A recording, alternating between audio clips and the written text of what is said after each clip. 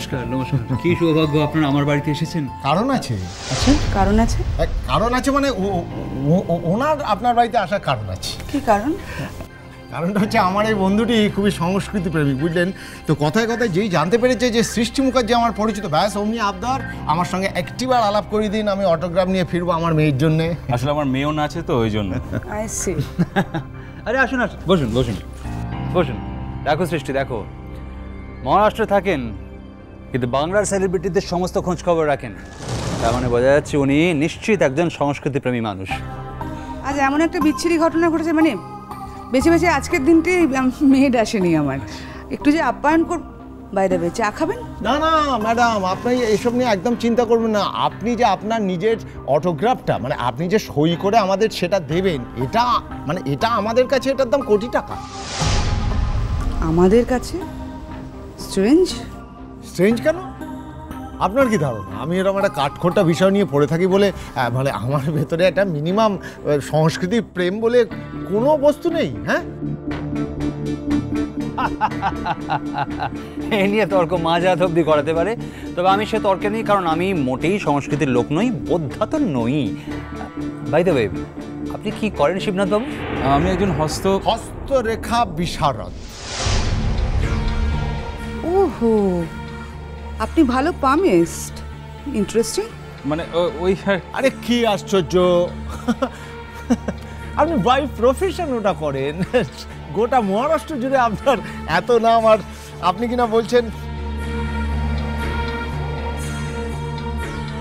না না, এত বিনয় ভালো নয় কিন্তু। আরে বাবা, উনি তো আর আপনাকে বলছেন না যে ওনার হাতটা দেখে দিন, এরকম কিছু বলছেন কি? দেখুন, আমি কিন্তু এসবের মধ্যে নেই। বিজ্ঞান নিয়ে থাকার যে কত রকম সমস্যা, যাতে যুক্তি নেই, মন তা কিছুতেই মানতে চায় না। না, কিন্তু শিবনাথ বাবুর একটা অদ্ভুত ক্ষমতা আছে, বুঝলেন। মানে আমি এটা খেয়াল করে দেখেছি, বরাবরই উনি যাকে যা বলেন সেটা প্রায় হুবহু মিলে যায়। এনিওয়ে, আপনার স্বপ্ন পূরণ হয়েছে তো। এরা কিন্তু খুব ব্যস্ত মানুষ। হ্যাঁ, এই তো। আরে না না, অমর্ত্য, আপনি কেন মিছে মিছে ওনাকে ভয় দেখাচ্ছেন বলুন তো? আপনি প্লিজ ফ্রিলি বসুন।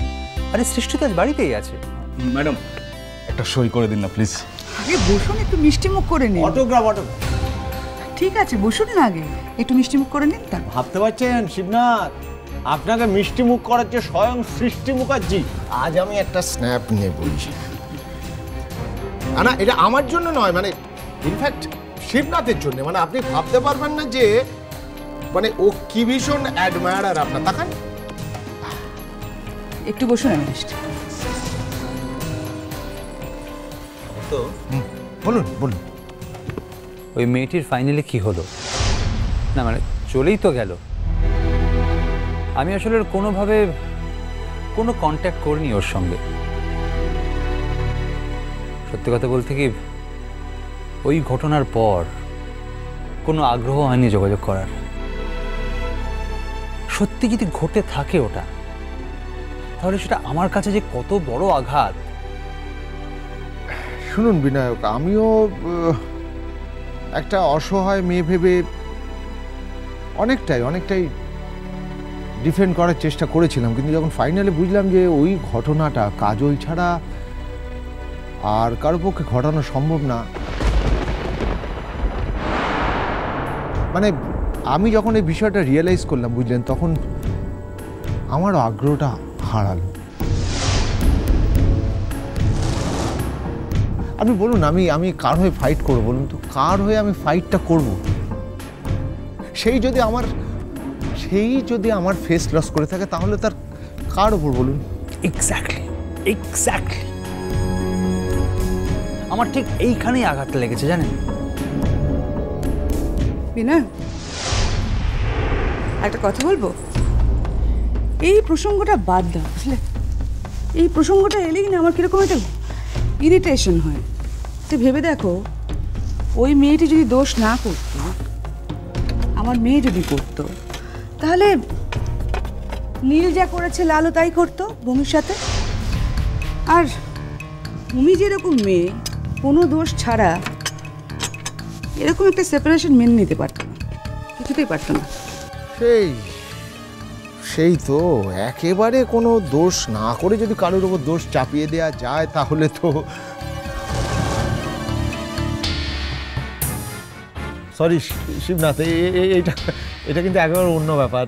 নিশ্চয়ই আপনি খুব এম্বারেসড হচ্ছেন। না না, it's okay.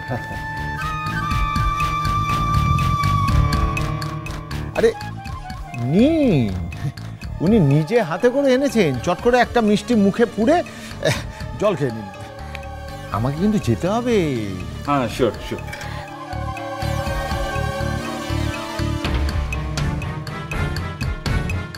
Thank you madam.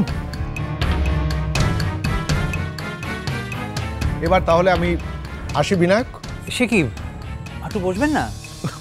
না না, আমার একটা কয়েকটা কাজ ছেড়ে ফিরতে হবে, বুঝলেন? মানে একটা জরুরি কেস নিয়ে এত পাজেন্ট হয়ে গেছি যে কি বলবো আপনাকে। জরুরি কেস? হ্যাঁ, ওটা আমার প্রফেশনাল এরিয়ার ব্যাপার ম্যাডাম। ওকে, ম্যাডাম একটা সই কাইন্ড। শিওর।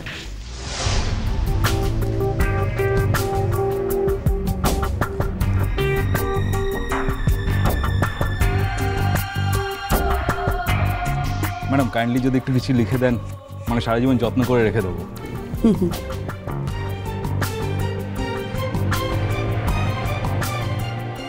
দেখলেন তো, ম্যাম কিন্তু আপনার সব আবেদনই মঞ্জুর করছে। হ্যাঁ, ম্যাম কিন্তু খুবই কাইন্ড হার্টেড। কি হ্যাপি তো? এরপরেও হ্যাপি না হয়ে উপায় আছে? ইনসিডেন্টালি মানে এই পথ দিয়ে যাচ্ছিলাম, বুঝলেন, তাই ঘটনাচক্রে আসাও হয়ে গেল। আচ্ছা আসি, খুব শীঘ্রই দেখা হবে ম্যাডাম। শিগগিরই দেখা হবে? হ্যাঁ, দেখা তো হবে, দেখা তো হতেই হবে, না হলে তো চন্দ্র সূর্য ওটা মিথ্যে হয়ে যাবে ম্যাডাম। ঠিক বুঝলাম না, এত জোর দিয়ে বলছেন, কি ব্যাপার বলুন তো? আরে বুঝতে পারছো না, অমর্ত্যর বিয়েতে তো আমাদের যেতেই হবে, দিন তো চলে এলো, তাই উনি ওভাবে বলছেন। আসি ম্যাডাম। আসুন,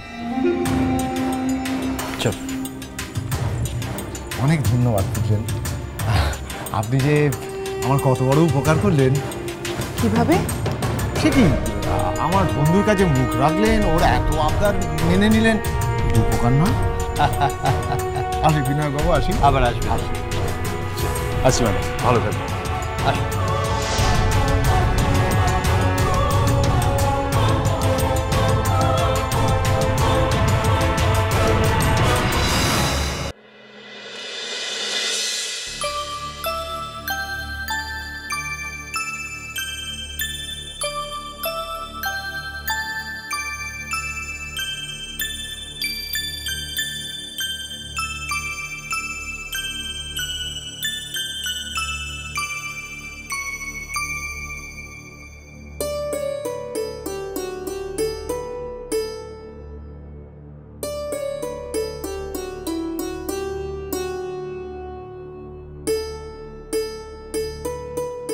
রুমি,